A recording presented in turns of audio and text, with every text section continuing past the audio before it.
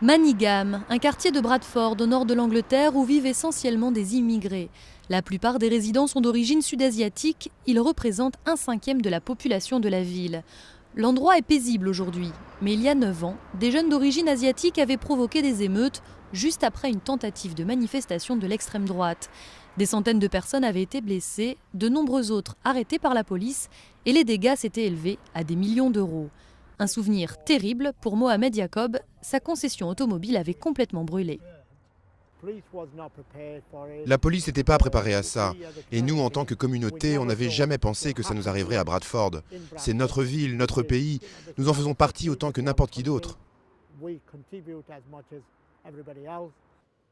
La ville est à nouveau sous tension. La Ligue de défense anglaise, un groupe anti-musulman d'extrême droite, compte manifester contre ce que ses membres appellent la menace de l'islam extrémiste. Malgré les efforts entrepris pour enrayer la pauvreté et la ségrégation, beaucoup ici craignent de nouvelles émeutes. Pour l'instant, tout le monde s'entend bien, mais avec les gens de la Ligue qui vont venir en ville, on n'a pas besoin de ça, ça va juste causer des tensions. Mais ceux de la Ligue assurent qu'ils rejettent tout extrémisme, islamique ou de droite.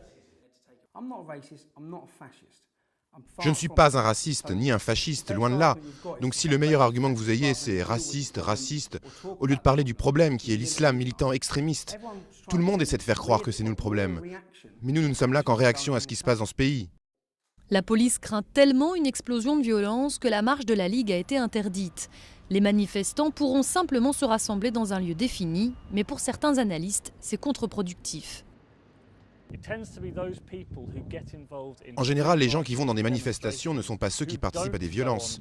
C'est pour cela que c'est important de laisser les gens canaliser leur frustration dans des actions de ce genre. Des milliers d'agents de police sont déployés en ville pour séparer les militants de la Ligue de ceux qui ont prévu d'organiser une contre-manifestation antifascisme.